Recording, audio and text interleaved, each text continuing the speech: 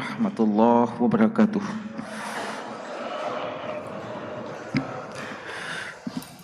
Innal hamdalillah nahmaduhu wa nasta'inuhu wa nastaghfiruh wa na'udzu billahi min syururi anfusina wa sayyiati a'malina. May yahdihillahu fala mudhillalah wa may yudlil fala hadiyalah. Wa asyhadu an la ilaha illallah wahdahu la syarikalah wa asyhadu anna Muhammadan abduhu wa rasuluh. Allahumma sholli ala Muhammadin wa ala alihi wa sahbihi wa man ihtada bihadihi wastanna bi sunnatihi ila yaumiddin, amma ba'd. Hadirin para ikhwah, para bapak-bapak dan anak-anakku sekalian, hafizakumullahu ta'ala jami'an. Alhamdulillah, pada malam hari ini, di malam Jumat, kita sudah memasuki pertengahan bulan Rabiul Akhir 1446 Hijriah.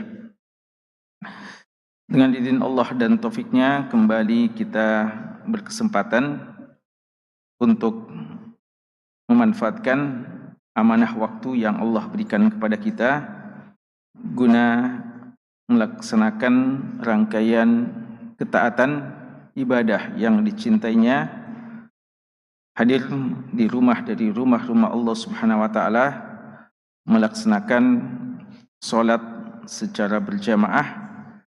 Kemudian kita duduk bersama, membaca, menelaah dan mengkaji hadis-hadis yang sahih yang datang dari Nabi kita yang tercinta Rasulullah Muhammad sallallahu alaihi wasallam. Hadis beliau yang telah dikumpulkan oleh Syekh Muhammad Fuad Abdul Baqi, yang beliau beri dengan Al-Lu'lu' wal Marjan fima ittafaqa alaihi asy-syaikhan. Mutiara hadis yang diriwayatkan oleh dua syekh, dua imam dalam bidang hadis, Al-Imam Al-Bukhari dan Al-Imam Muslim rahimahumallahu ta'ala.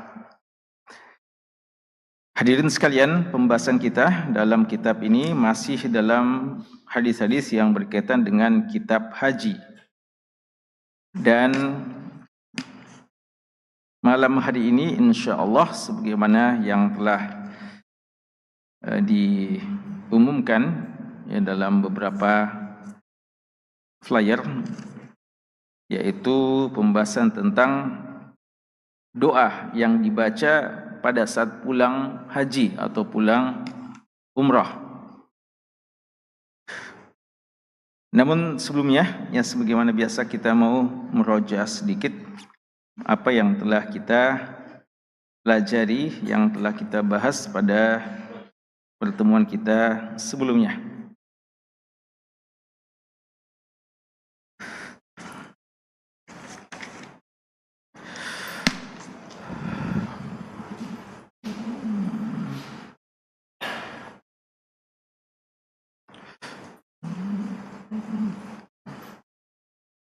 Ya, mana ikhwat tadrib? Angkat tangan dulu. Semuanya di sana?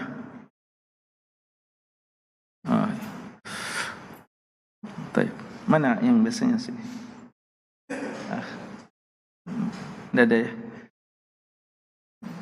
Ya, di sebelah kanan dulu. Sebelah kanan dulu.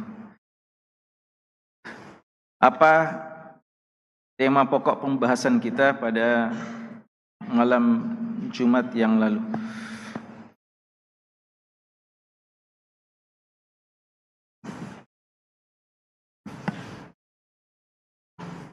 Hukum wanita bersafar, Ustaz. Hukum wanita Bersafar.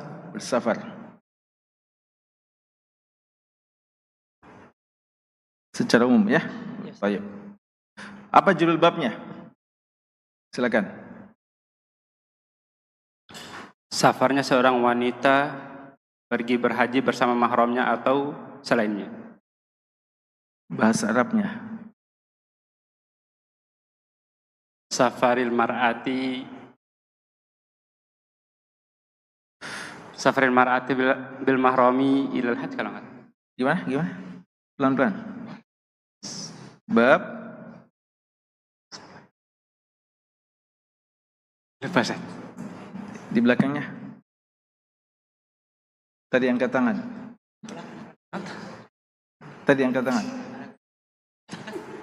Ada yang sana? Ada ikhwat tarjib? Baik, tafadhal.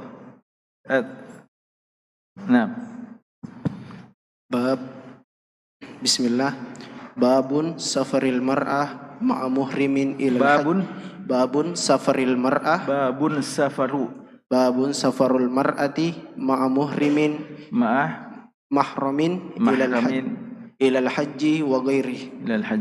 Ya, antum bilang babun safaru. Tapi kalau antum mudhaf babu safari, ya. Baik. Artinya apa? Seperti tadi yang disebutkan. Sudah betul tadi artinya? Oh ya, sudah betul. Baik. Tadi disebutkan bahwa tema pokok pembahasannya sebenarnya safar wanita secara umum ya. Tapi kenapa dibahas dalam kitab haji? Silakan. Ada yang tahu?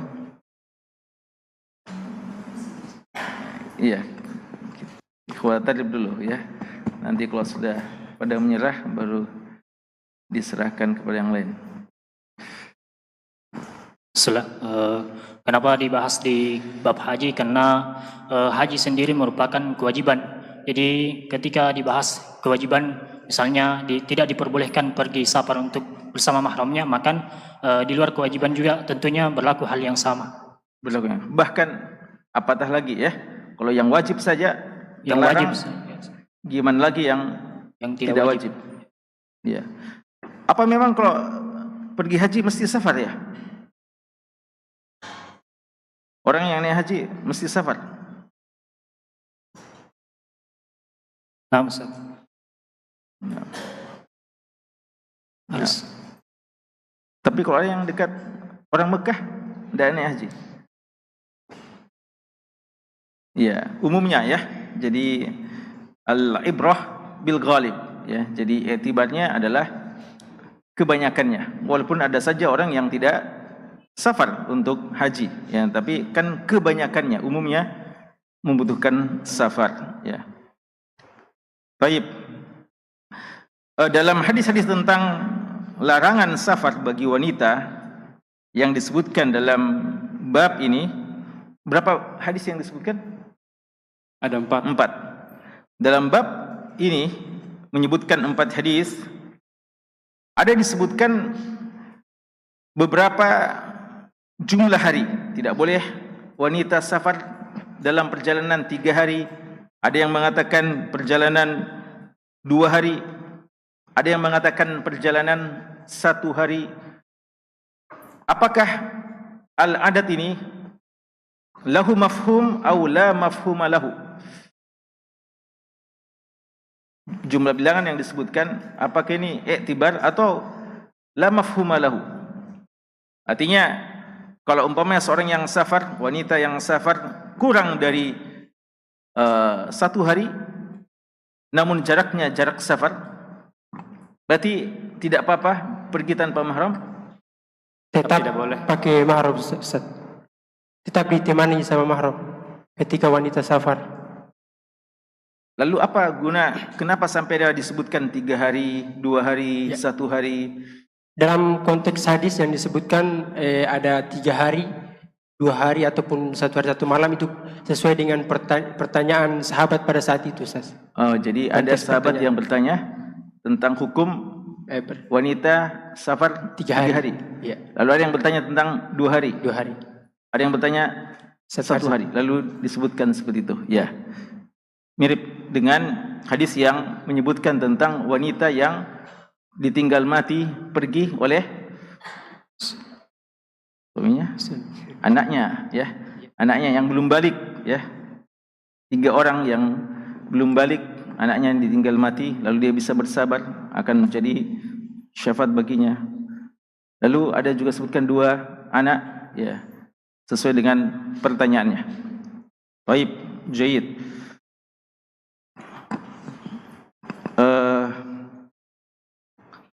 Dalam hadis Abu Sa'id Al-Khudri radhiyallahu anhu ada tambahan faidah selain larangan safar bagi wanita. Apa itu? Sampingnya lagi, ya. Ada tambahan beberapa lafaz hukum selain larangan safar bagi wanita. Masalah apa itu? Dilarang bersusah payah dalam perjalanan, Ustaz. Dalam perjalanan safar, kecuali 3 masjid. 3 masjid. Apa itu?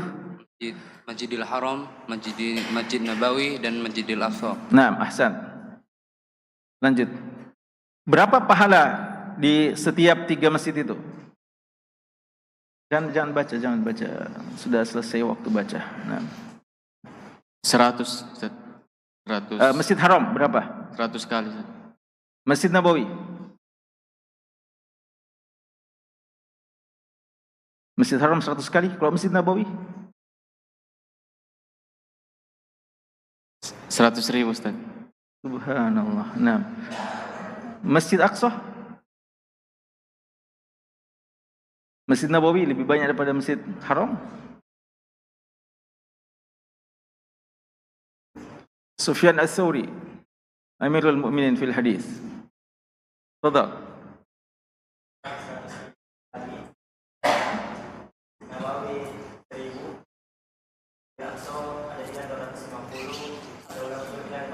Iya. Iya.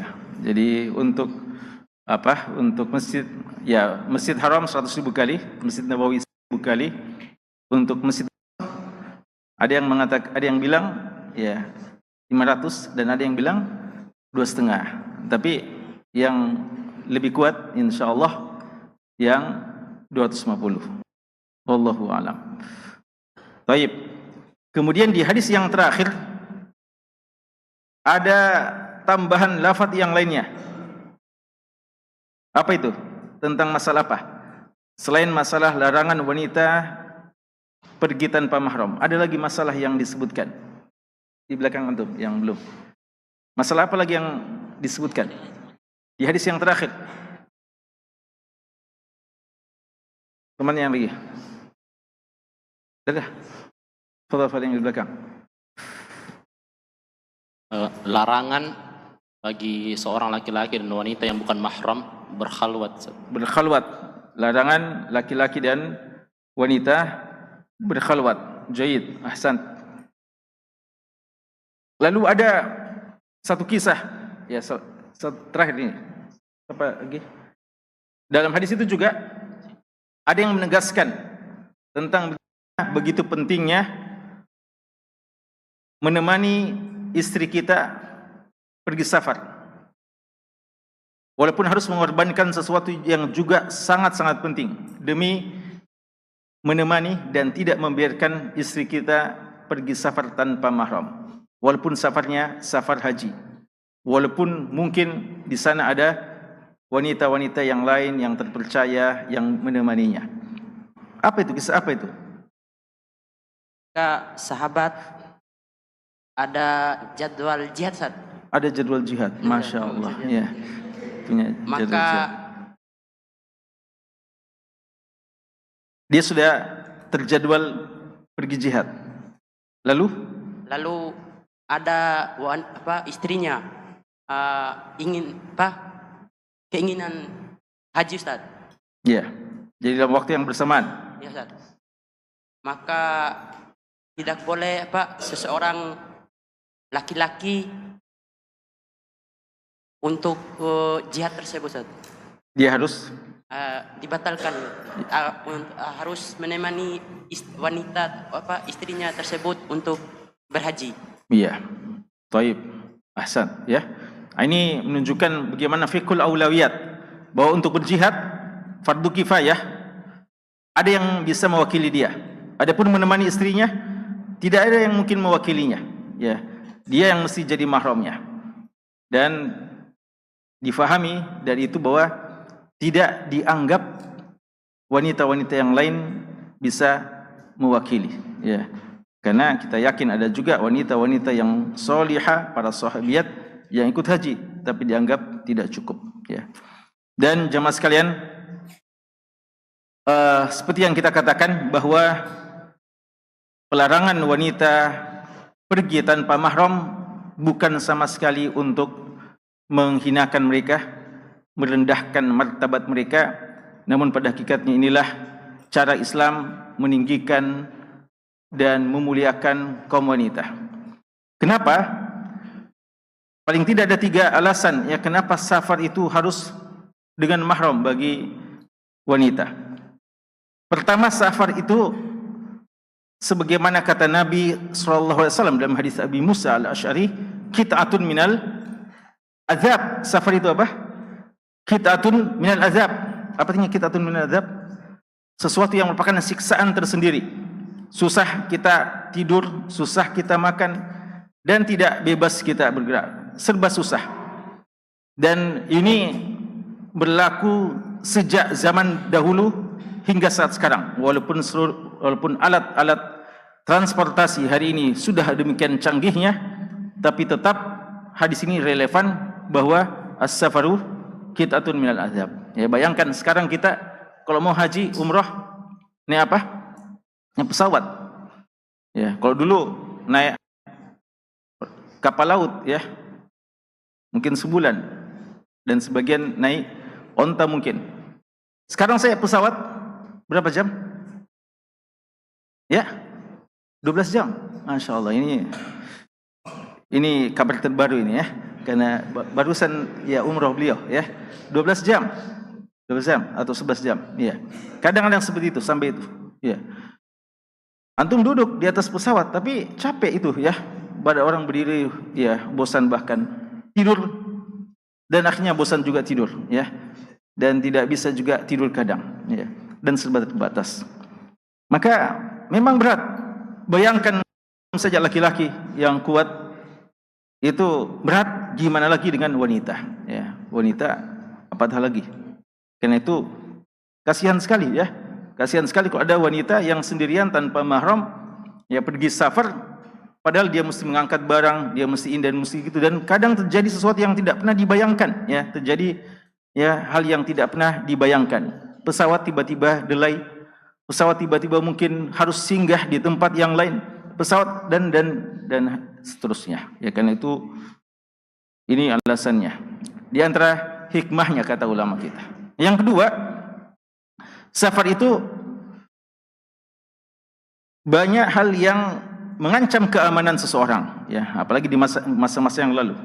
Mengancam nyawa, mengancam jiwa, dan mengancam keamanan.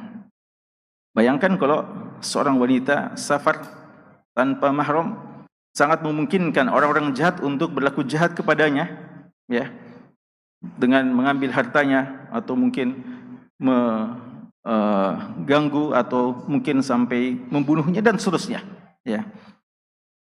Dan yang ketiga, dan ini di antara hal yang paling memungkinkan, adalah ancaman dari kehormatannya ya, kehormatannya. Mungkin dia merasa aman, nyaman, bahwa dia tidak sendirian, di sana sini ada rombongannya, ada wanita-wanita yang lain, ada juga laki-laki yang dia anggap terpercaya. Tapi persoalan syahwat itu memang dia adalah sesuatu yang merupakan tabi'i. Kapan dia tidak dijaga dan tidak diikuti aturan yang berlaku dalam syariat kita, maka sebentar lagi seorang jatuh dalam fitnah tersebut ya, seperti yang kita katakan yang lalu. Berapa banyak kadang orang menyangka bahwa teman-teman wanitanya bisa menjadi peneman baginya, ternyata mereka juga sama. Atau bahkan ada orang yang menganggap laki-laki yang beriman ya, atau penuntut ilmu, atau mungkin ustadznya, itu yang bisa menjaga dia ya, padahal justru menjatuhkan dia ke dalam kemaksiatan, waliyadzubillah. Karena itu di antara hikmahnya. Kawan sekalian, apakah memang sama sekali tidak boleh? Ini sebagai tambahan ya, sebelum kita lanjutkan.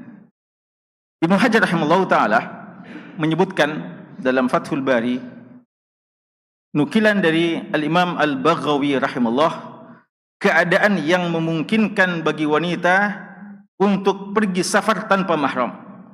Dan ini dianggap keadaan yang darurat, ya, keadaan darurat. Kita sebutkan ada saja ulama yang membolehkan kalau safar itu safar yang wajib, ya, safar haji dan umrah umpamanya, lalu ditemani dengan wanita-wanita yang terpercaya, ya, seperti yang kita sebutkan, walaupun kita anggap ini pendapat yang tidak kuat, wallahu alam. Tapi di antara alasan bagi sebagian yang membolehkan, ya, yaitu mesti safar yang wajib. Kalau safar yang tidak wajib, maka tidak dibenarkan. Dan yang lainnya, dan ini yang disebutkan oleh Imam Baghawi, yaitu ketika seorang wanita masuk Islam di negeri orang-orang kafir, di negeri orang kafir, lalu dia mau bergabung dengan kaum muslimin. Jadi dia berada di lingkungan orang kafir, lalu dia mendapatkan hidayah masuk Islam. Tidak ada yang bisa temani dia untuk bergabung dengan kaum muslimin. Tentu saja keberadaannya di negeri orang kafir terancam, tidak aman. Maka terpaksa dia melarikan diri, walaupun tidak ada mahram yang menemani, karena dia sendirian yang masuk Islam umpamanya. Maka dia dibolehkan pergi demi menyelamatkan agamanya, walaupun mungkin agak terancam nyawanya, demi menyelamatkan agamanya. Karena kalau dia berada di lingkungan kafir tersebut, dikhawatirkan dia murtad kembali, dipaksa lagi untuk murtad.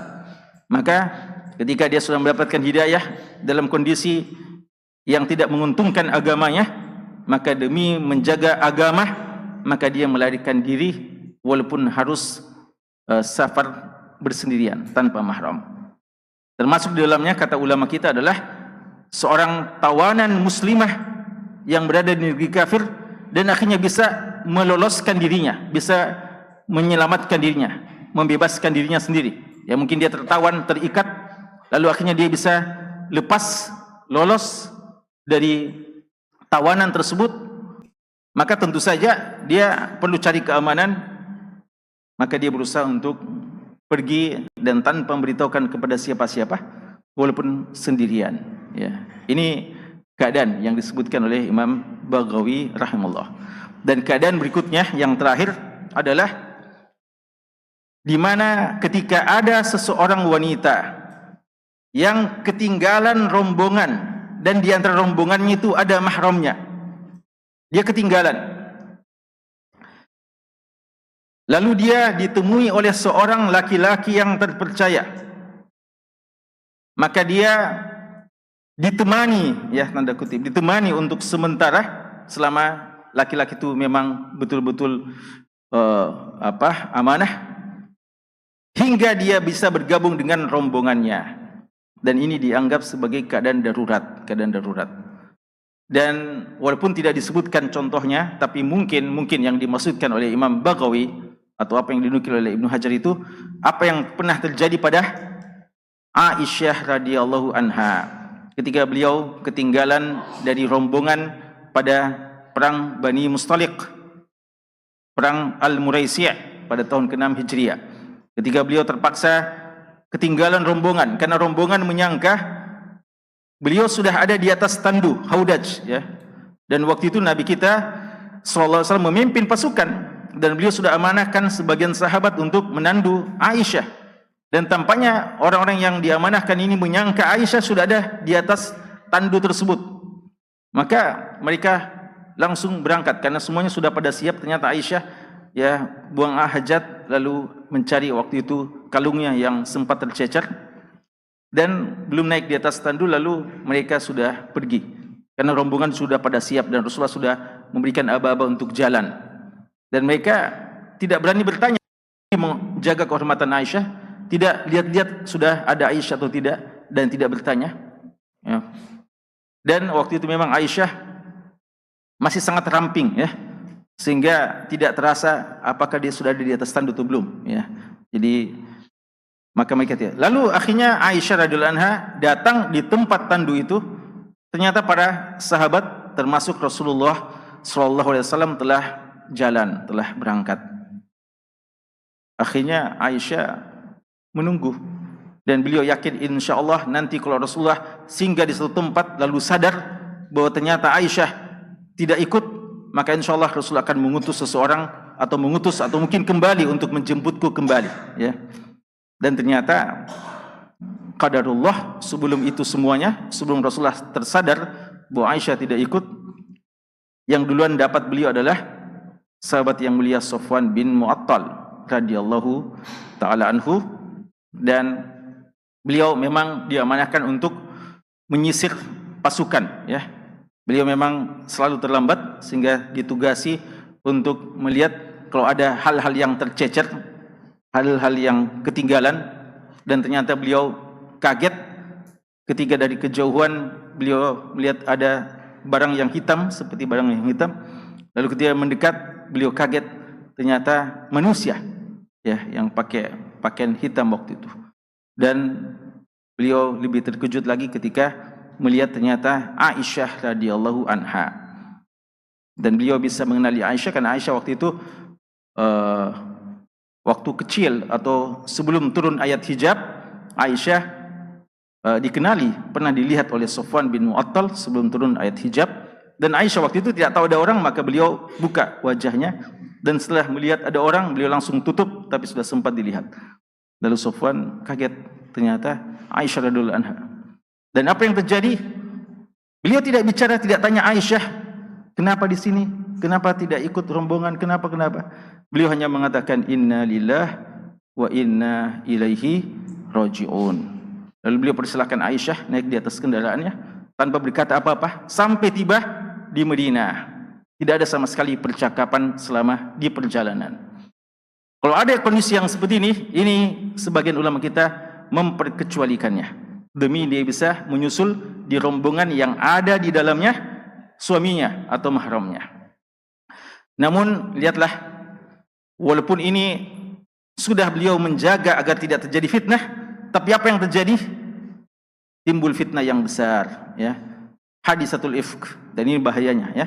Ketika ya tanpa diniatkan tapi sudah berjalan bersama mahram, ya, tanpa ada niatan sama sekali, apa yang terjadi?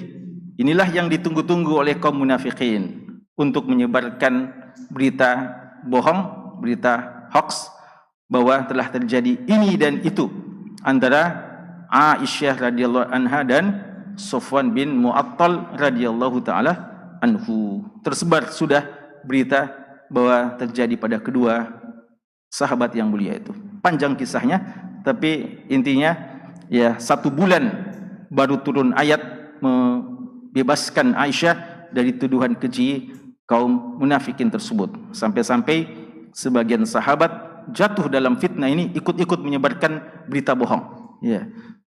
Sahabat Hasan bin Sabit, Hamnah bintu Jahash, dan sahabat Mistah bin Usasah radhiyallahu taala anhum jami'an. Sampai ini pun ya, walaupun dibolehkan secara darurat, tapi lihatlah bahayanya ketika memudahkan atau ketika terjadi masalah ini. Walaupun kedua manusia yang mulia ini tidak terjadi apa-apa pada keduanya. Gimana lagi kalau ya bukan dalam keadaan darurat lalu kita memudah-mudahkan masalah yang seperti ini. Wallahu taala alam. Jamaah sekalian, pembahasan kita pada malam hari ini adalah doa, ya, pada saat pulang dari safar. Ya, fadhal. Satu hadis, ya, kita akan bahas insyaallah. Bismillah. Alhamdulillahirabbil alamin wassalatu wassalamu ala nabiyyina Muhammadin wa ala alihi wa sahbihi ajma'in. Allahumma ighfir lil muallif wal ustadz wal hadirin ajma'in. Qala al-Imam an-Nawawi rahimahullah, babun ma yaqulu idza qafala min safaril hajj wa ghairihi. Hadits Abdullah ibn Umar anna Rasulullah sallallahu alaihi wasallam kana idza qafala min ghazwin aw hajjin aw umratin yukabbiru ala kulli sharafin min al-ardi 3 takbirat thumma yaqul la ilaha illallah wahdahu la sharika lah lahul mulku lahul hamdu wa huwa ala kulli shay'in qadir آيبون تائبون عابدون لربنا حامدون صدق الله وعده ونصر عبده وهزم الأحزاب وحده. Ya. Jemaah sekalian, judul bab kita adalah babun ma yaqulu, apa yang dikatakan idza qafala, jika pulang atau balik, ya. Qafala sebenarnya artinya berjalan, ya. Qafalah dari qafilah, ya, kafilah. Ya, kalau bahasa Indonesianya kafilah, tapi sebenarnya kalau bahasa Arabnya qafilah. Qafalah itu yang mengadakan perjalanan, entah pergi ataupun pulang. Walaupun kebanyakannya penggunaan qafalah untuk pulang. Jadi makanya diartikan di sini apa? Pada saat pulang. Ya, sebenarnya dia makna qafalah kadang juga makna pergi, ya. Karena kuful itu apa artinya? Kuful kalau bahasa Arab gembok, ya, gembok. Jadi yang menutup, ya, artinya pada saat pulangnya. Apa yang dikatakan oleh seorang musafir pada saat dia pulang, min safaril haji, pada saat dia pulang safar haji dan selainnya. Ya, nanti kita jelaskan, ya. Kita terjemahkan dulu. Hadis yang ke-851, cuma satu hadis yang disebutkan dalam bab ini. Hadis datang dari sahabat yang mulia Abdullah bin Umar radhiyallahu anhuma. Anna Rasulullah sallallahu alaihi wasallam, adalah Rasulullah sallallahu alaihi wasallam, kana idza qafala, beliau jika balik, jika pulang, min ghazwin, pada saat pulang dari peperangan, au hajjin, atau balik dari haji, au umratin, atau umrah, yukabbiru ala kulli syarafin, beliau bertakbir dalam setiap syaraf, setiap tempat pendakian, tempat tinggi, ya. Ala kulli syarafin minal ard, tempat yang tinggi, artinya pendakian. Salasa takbiratin, 3 kali takbir. Summa yaqul, kemudian beliau berkata, beliau membaca doa, la ilaha illallah, tiada ilah yang berhak disembah melainkan Allah, wahdahu la syarikalah, tiada dia satu-satunya, tidak ada sekutu baginya, lahul mulku, baginya kerajaan, walahul hamdu, baginya segala pujian, wa huwa ala kulli syai'in qadir, wa huwa ala kulli syai', dan baginya dia atas segala sesuatu, qadirun, maha berkehendak. Aibun, kami pulang. Taibun, kami bertobat. Abidun, kami beribadah. Abiduna li Rabbina, kami beribadah. Abidun, kami beribadah kepada Allah. Li Rabbina hamidun, kami mengucapkan hamdalah, tahmid kepada Allah Subhanahu wa taala. Sadaqallahu wa'dah. Allah telah benar dengan janjinya. Wa nasara abdah, dan telah menolong hambanya. Wa hazamal ahzaba wahdahu, dan dia telah memenangkan atau mengalahkan pasukan sekutu sendiriannya. Ya. Ini pembahasan dalam bab ini, ya. Jemaah sekalian, ada beberapa pelajaran yang bisa kita ambil dari hadis ini, ya. Tadi kita sudah sebutkan bahwa ini dibaca atau bacaan pada saat pulang, ya. Mungkin ada yang bertanya, kalau pergi gimana? Ya, kalau pergi bagaimana? Safar, pada saat pergi apa dibaca kalau kita mau safar? Di antara sunnahnya takbir, naik di atas kendaraan, lalu kita takbir 3 kali, ya. Lalu baca apa? Subhanalladzi sakhkhara lana hadza wa ma kunna lahu muqrinin wa inna ila rabbina lamunqalibun, ya, yang Allah sebutkan dalam surat Zukhruf, ya. Lalu dibaca doa, Allahumma inna nas'aluka fi safarina hadza albirra wat taqwa wa minal amali ma tarda. Allahumma hawwin alaina safarana hadza wa tuwi anna bu'dah. Allahumma inni a'udzubika min wa'sa'is safar wa ka'abatil mandar wa su'al munqalab fil mal wal ahl. Itu dibaca doa safar. Kalau kita mau pulang, baca lagi doa itu tambah dengan doa ini. Ini tambahan doa, ya, pada saat kita balik, ya, pada saat kita balik. Adapun kalau pergi itu dibaca tadi, ya, di antara bacaan yang dicontohkan oleh Nabi sallallahu alaihi wasallam. Ikhwah tadi sudah pada hafal, ya. Antum waktu ke Makassar baca itu, ya? Enggak baca, enggak sempat, ya. Ya, buru-buru, ya, sudah begitu semangat untuk ke Makassar sampai tidak sempat baca, ya. Jemaah sekalian, ini dalam hadis Abdullah bin Umar dikatakan bahwa kana idza qafala min ghazwin aw hajjin aw umrah. Antum lihat sini, kata Abdullah bin Umar radhiyallahu anhu adalah Rasulullah sallallahu alaihi wasallam jika balik dari perjalanan jihad, ghazw, atau haji atau umrah. Apakah difahami bahwa hadis ini doanya hanya berlaku untuk 3 perjalanan ini? Haji, jihad, dan umrah. Bagaimana kalau kita mengadakan safar tidak pada safar ini? Safar karena pergi menuntut ilmu, safar mencari nafkah yang halal, safar untuk silaturahim. Apakah ini juga dibaca atau tidak? Ada khilaf dari ulama kita, ya.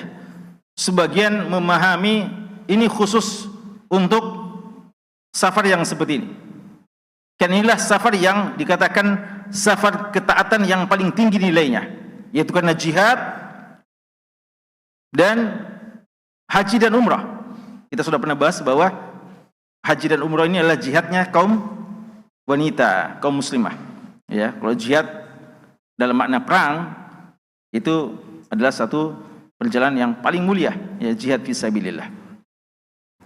Dan ada yang menyebutkan bahwa ini berlaku secara umum untuk semua ketaatan kepada Allah. Semua ketaatan kepada Allah. Maka masuk dalamnya kita safar karena pergi menuntut ilmu, ya, datang dari kampung kita bergabung ke Tadribud Duat ke Makassar, datang dari kampung kita safar untuk bergabung di Stiba umpamanya, atau kita mau bersilaturahim kepada orang tua kita yang ada di daerah lain, atau kita mau mencari nafkah yang halal yang membutuhkan safar untuk keluarga kita. Ini adalah bagian kewajiban juga ketaatan. Dan sebagian ulama mengatakan ini juga dibaca dalam setiap safar, walaupun safarnya safar yang mubah, bukan ketaatan. Apa itu safar mubah?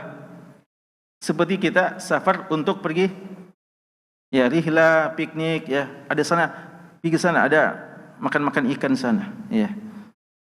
Atau cuma mau melihat pemandangan indah di sana tanpa maksiat, ya. Maka kita juga baca doa ini. Bahkan ini khilafnya kuat. Bagaimana kalau safarnya safar maksiat? Ya. Safar maksiat pertama tidak boleh. Ya, tidak boleh diniatkan seorang sengaja pergi safar untuk maksiat. Tapi kalau ternyata ada seorang yang safar dengan maksiat, apakah karena dia safar maksiat tidak boleh baca ini? Ya, sebagian mengatakan justru dia perlu baca ini, ya, supaya dia sadar, ya, mudah-mudahan tidak jadi pergi, ya. Atau, ya, bahwa kalau dia tidak baca berarti sudah bertumpuk-tumpuk kesalahannya, ya. Karena itu wallahu alam dia juga baca selama dia baca bukan untuk mempermainkan ayat-ayat Allah Subhanahu wa taala, ya. Jadi ya seperti ya waliyadzubillah orang pergi melakukan safar untuk maksiat. Lalu apakah kalau gitu dia bilang ya kan ada khilaf tentang apakah dia punya hak juga safar ketika dia safar dalam maksiat, apakah dia punya hak untuk mengqasar salatnya atau tidak?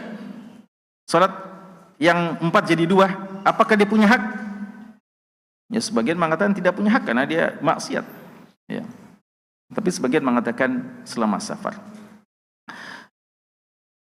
Pertanyaannya adalah jika dia berlaku secara umum minimal yang halal, kenapa disebutkan 3 ini saja? Kenapa disebutkan 3 ini saja? Jawabannya karena inilah safarnya Rasulullah SAW. Dalam kehidupan beliau, safar beliau cuma ada 3 kemungkinan. Entah safar karena jihad, atau safar karena haji, atau safar karena umrah. Itu saja. Adapun safar-safar untuk senang-senang, beliau tunda sampai di akhirat surga Allah Subhanahu wa taala. Tidak ada lagi waktu untuk bersenang-senang bagi dia, ya. Safar beliau cuma 3 ini. Dan yang mana yang lebih banyak dari 3 ini? Haji beliau cuma berapa kali? 1 kali. Umrah beliau 4 kali. Adapun jihad beliau puluhan kali, 22 ya, dan ada beberapa riwayat tentang masalah beliau, ya. Jadi sengaja bukan sengaja. Ini disebutkan karena inilah yang berlaku kepada Rasulullah. Walaupun sebenarnya bukan batasan, ya, bukan batasan. Ya. Dan memang ada seorang sahabat, ya, dalam hadis sunan dikatakan ada seorang sahabat yang minta izin kepada Rasulullah untuk siyaha. Apa itu siyaha? Mengadakan camping, mengadakan wisata, mengadakan perjalanan untuk bersenang-senang, rihlah, ya, untuk menghilangkan stres, ya, refreshing dan semacamnya. Lalu kata Rasulullah, inna siyahata ummati al-jihadu fi sabilillah. Ya, pikniknya umatku itu jihad fi sabilillah, ya. Jadi intinya berlaku secara umum, ya, berlaku secara umum. Idza qafala min ghazwin au hajjin au umratin, apa yang beliau lakukan? Sunnah yang beliau ajarkan adalah pada saat perjalanan ada pendakian, yukabbiru ala kulli syarafin minal ardi 3 takbirat. 3 kali takbir. Takbir pada saat mendaki, ya, pada saat mendaki. Jadi ini berlaku pada setiap, ya. Sama walaupun kita juga di pesawat, silahkan baca ini, ya. Kalau kan ada terasa kadang mulai pendakian, ya. Artinya mulai dia, ya, bukan pendakian, ya. Mulai dia, ya, sudah take off dari bandara, sudah terasa itu yang mana, dan nanti sudah normal, ya, jalan. Pada saat itu kita mengucapkan Allahu Akbar, Allahu Akbar, Allahu Akbar. Tidak disebutkan bagaimana kalau penurunan. Tapi dalam hadis Jabir dikatakan kunna idza sa'idna kabbarna wa idza nazalna sabbahna. Kami dulu para sahabat, dan ini hadis mauquf fi hukmil marfu', kalau sedang pendakian kami ucapkan takbir, kalau penurunan kami ucapkan tasbih, ya. Maka safar ini juga banyak zikir-zikirnya. Kenapa sampai pada saat takbir, pada saat pendakian kita bertakbir kepada Allah? Karena mungkin sebagian orang ketika naik, ya, dia akan kagum terhadap suatu gunung yang begitu tinggi menjulang, ya, utamanya bagi mereka yang mendaki, ya. Mungkin dia bilang begitu hebatnya ini gunung. Maka kita ingat bahwasanya semua adalah milik Allah, ciptaan Allah. Allah dialah yang maha besar. Maka kita bilang Allahu Akbar, Allah yang maha besar. Semuanya kecil. Nah, itu di antara hikmah yang disebutkan oleh ulama kita. Kemudian apa lagi yang dibaca? La ilaha illallah wahdahu la syarikalah lahul mulku wa lahul hamdu wa huwa ala kulli syai'in qadir. Ini doa zikir, termasuk zikir yang paling sering dibaca dan zikir yang paling agung, ya. Termasuk ketika kita sedang wukuf di Arafah, kalimat-kalimat yang paling agung kita ucapkan adalah kalimat tahlil, ya, kalimat tahlil, kalimat thayyibah seperti kalimat ini. Karena inilah makna yang paling tinggi dari pengakuan seorang hamba terhadap keesaan Allah, tauhid Allah Subhanahu wa taala. Dan inilah yang membedakan antara kita dengan orang-orang yang tidak mendapatkan hidayah. Ya, mereka dalam kesyirikan mereka, inilah kalimat yang paling tinggi, kita menafikan segala sembahan yang pantas disembah kecuali Allah Subhanahu wa taala. Hanya Dia, tidak ada sekutu baginya, dan semua kerajaan miliknya, puji-pujian hanya pantas kepadanya, dan Dia berhak atas segala sesuatu. Lalu apa lagi?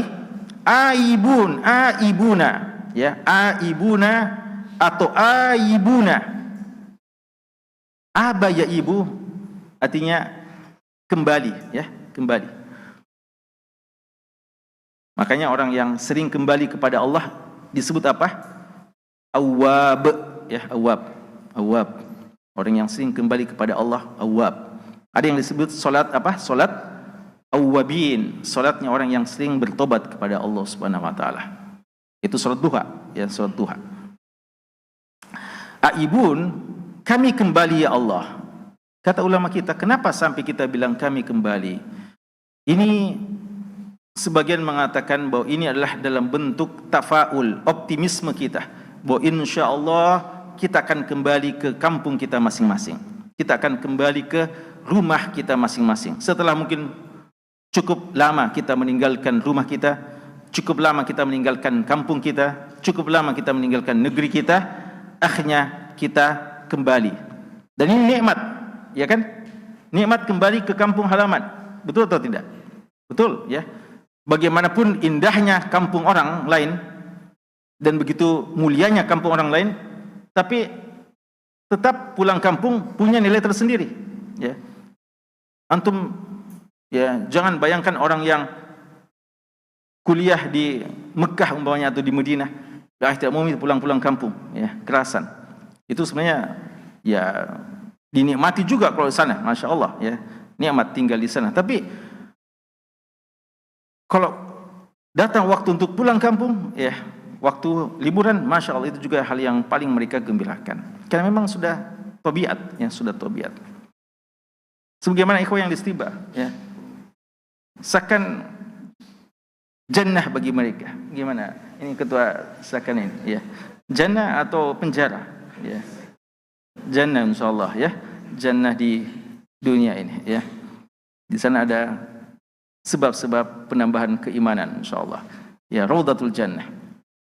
Tapi biar gimana kalau sudah datang, ya, waktu untuk pulang, biar kita tahan-tahan, kita bilang di liburan ini kita akan buatkan daurah antum, kita ada kegiatan-kegiatan, tapi dia bilang afwan Ustaz, saya sudah beli tiket, ya. Jadi sebelum ditahan sudah beli tiket. Termasuk ketua asramanya, ya. Ini ketua asrama tapi dia yang biasa paling duluan untuk siap balik, ya. Karena memang sudah merupakan fitrah, ya. Karena itu kata Nabi kita sallallahu alaihi wasallam dalam hadis tentang as-safaru qit'atun minal azab yamna'u ahadakum ta'amahu wa syarabahu wa nawmuhu fa idza qada ahadukum nahmatahu falyu'ajjil ila ahlihi. Kalau sudah selesai urusan safar kita, maka segera kita balik ke rumah, ya. Jadi, ya, orang pergi haji, umrah, lama sekali kita tunggu kapan kita bisa umrah lagi. Tapi setelah tiba di sana, ya, begitu mau pulang pada gembira. Gimana Ustaz tadi? Ya? Atau tidak? Masih mau di sana? Masya Allah, ya. Jadi kita bilang aibun. Sebagian ulama kita mengatakan makna aibun artinya bahwa ya Allah, kami kembali bukan cuma fisik kami kembali juga dengan jiwa kami, kembali bahwa safar ini safar ketaatan dan kami kembali dalam keadaan yang lebih baik daripada sebelumnya, ya. Jadi sebagian mengartikan aibun ini bukan cuma sekedar fisik kita yang kembali, tapi kita kembali kepada Allah dalam keadaan yang lebih baik setelah kita melakukan safar haji, umrah atau safar-safar ketaatan lainnya. Lalu taibun, kami bertobat ya Allah, ya, kami bertobat kepadamu. Kenapa kita mengatakan seperti ini? Kata ulama kita bahwa kita menyadari bahwa walaupun safar kita safar ketaatan, tapi kita sadar bahwasanya dalam safar kita masih banyak kekurangan-kekurangan yang kita lakukan. Sebelum kita safar bilang kalau saya haji, umrah, maka saya akan melakukan gini dan itu, sangat ideal cita-cita kita. rancangan ibadah kita selama di sana. Tapi ternyata kenyataannya masih banyak kelalaian. Maka pada saat kita pulang, kita bilang, saya tobat ya Allah. Artinya mengaku tersalah, istighfar atas kelalaian yang saya lakukan selama perjalanan safar. Ya, dan ini sekaligus pengakuan tulus seorang hamba bahwa dia tidak sempurna. Walaupun sudah menyiapkan hal yang sangat ideal, tapi sudah dia rencanakan secara begitu rapinya, tertatanya, agendanya, tapi ternyata masih banyak kekurangan. Ya, maka kita bilang, taibun, kami bertobat kepadamu ya Allah. Lalu abidun, kami senantiasa beribadah kepadamu.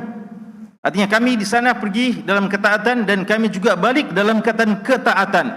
Karena kita senantiasa beribadah di mana saja kita berada. Ittaqillah haitsu ma kunta. Ya, dan wa'bud rabbaka hatta ya'tiyakal yaqin. Kita waktu pergi safar kita dalam keadaan ibadah. Di sana kita dalam ibadah dan pulang juga kita dalam keadaan ibadah kepada Allah. Abidun. Lalu li rabbina hamidun. Kita memuji Allah Subhanahu wa taala. Li rabbina hamidun. Kita memuji Allah Subhanahu wa taala. Puji-pujian kepada Allah. Memuji Allah atas kemudahan yang Allah berikan kepada kita selama perjalanan. Alhamdulillah, apa yang kita tuju, apa yang kita cita-citakan telah tercapai. Ya, kita sudah menyelesaikan hajat kita. Kita sudah menyelesaikan ibadah kita, alhamdulillah. Dan sebentar lagi kita akan balik ke rumah untuk menemui keluarga kita yang kita cintai, menemui kembali kampung kita, kembali dengan tugas-tugas kita yang lainnya. Maka kita memuji Allah Subhanahu wa taala. Li rabbina hamidun. Lalu ini ada khilaf, apakah ini terkait khusus pada saat kita pulang dari jihad fisabilillah atau berlaku secara umum? Apa kita katakan sadaqallahu wa'dah, ya, Allah telah benar dengan janjinya. Apa itu janjinya? Janji Allah untuk memenangkan kaum muslimin, ya, bahwa Allah Subhanahu wa taala akan memenangkan kaum muslimin terhadap musuh-musuhnya. Maka Rasulullah mengatakan sadaqallahu wa'dah, Allah telah benar dengan janjinya, berjanji untuk memenangkan kaum muslimin. Lalu bagaimana kalau haji dan umrah? Mereka mengatakan berlaku kepadanya la tadkhulunna al-masjidil harama insyaallah aminin. Itu juga janjinya Allah, ya. Allah menjanjikan kalian akan bisa masuk ke Ka'bah secara aman.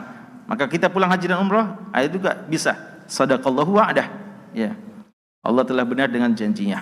Wa nasara 'abdah wa man nasru illa min indillah, ya. Kemenangan itu hanyalah datang dari Allah, ya. An-nasru nasrun minallah. Kemenangan datang dari Allah. Maka kita bilang nasara 'abdahu, Allah telah memenangkan hamba-hambanya. Bahkan wa hazamal ahzaba wahda, ya, musuh-musuh, ya. Dan paling tidak Allah sebutkan ini tentang perang Khandaq, ya, perang Khandaq di mana kaum muslimin dikelilingi oleh ahzab musyrik Quraisy, lalu para kabilah-kabilah yang ada di sekitarnya, kemudian kaum Yahudi dan para munafikin, semuanya bersekutu untuk melawan kaum muslimin, tapi Allah memenangkannya. Maka kita bilang semuanya adalah berkat dari Allah dan kita hanya menjadi perantara. Kita hanyalah hamba yang berusaha, tapi taufik dan kemenangan pada hakikatnya datang dari Allah Subhanahu wa taala. Ulama kita mengatakan ini di antara dalil bagaimana kefasihan Nabi SAW, di mana dalam doa-doa beliau kadang ada semacam sajak. Walaupun terlarang doa yang takalluf bisajak, dilarang doa itu yang memaksa-maksakan bersajak, ya, bersajak. Tahu ya sajak, yang bersajak, yang muqaffa, ya, kalau semacam biasa pantun, ya. Jadi itu terlarang kalau dipaksa-paksakan. Adapun kalau memang sudah fasih seperti Rasulullah, maka itu tidak mengapa, ya. Allahumma inni a'udzubika min ilmin la yanfa' wa min qalbin la yakhsha wa min nafsin la tashba' wa min du'ain la yustajab wa min du'ain la yusma', ya. Ada yang tambah wa min ainin la tadma', ya. Itu Rasulullah sebutkan. Kalau Rasulullah sebagaimana kata Abdullah bin Abbas, tidak suka bersajak, tapi beliau karena kefasihannya mengatakan yang seperti itu. Tidak apa-apa ya, hal yang semacam itu. Sama kalau kita dengarkan Syekh Sudais ya. Syekh Sudais itu memang sudah gitu orangnya, Masya Allah. Kalau beliau doa, ya panjang-panjang doanya dan begitu indahnya ya doanya. Yang penting bukan indah sajaknya ya, tapi maknanya kita selami, kita fahami. Dan ini sifat-sifat yang seperti ini Allah sebutkan dalam surat At-Taubah sebagian besarnya di ayat 112 yang ketika Allah menyebutkan innallaha ashtara minal mu'minina anfusahum wa amwalahum bi anna lahumul jannah. Ayat setelahnya Allah mengatakan at-taibuna al-abiduna al-hamiduna as-saihun ar-raki'un as-sajidun al-amiruna bil ma'rufi wan nahuna 'anil munkar wal hafidhuna li hududillahi wa basyiril mu'minin. Jadi ayat itu untuk menyebutkan siapa sebenarnya sifat-sifat mujahidin yang dijanjikan oleh Allah, ya bahwasanya mereka sudah dijanjikan dengan surga. Bukan cuma mujahidin yang semangat perang saja, tapi sifatnya at-taibun, banyak bertobat kepada Allah. At-taibun, al-abidun, banyak ibadah kepada Allah. Ya, al-hamidun, banyak memuji Allah, banyak berzikir. As-saihun, pergi mengadakan jihad, dan sebagian mengatakan as-saihun nantinya banyak puasanya. Ar-raki'un, berrukuk. As-sajidun, sujud kepada Allah. Lalu al-amiruna bil ma'ruf wan nahuna 'anil munkar, amar ma'ruf nahi munkar. Wal hafizuna li hududillah, dan mereka senantiasa menjaga aturan-aturan Allah. Itulah mujahid yang hakiki. Maka Allah mengatakan wa basyiril mu'minin, berikan kabar gembira kepada orang-orang beriman. Itu mirip-mirip ya, beberapa sifat-sifat yang Allah sebutkan di situ diakomodir dalam doa yang disebutkan oleh Rasulullah sallallahu alaihi wasallam. Sekira ini wallahu taala alam wa sallallahu ala nabiyina Muhammad wa ala alihi wa sahbihi wasallam walhamdulillahi rabbil alamin.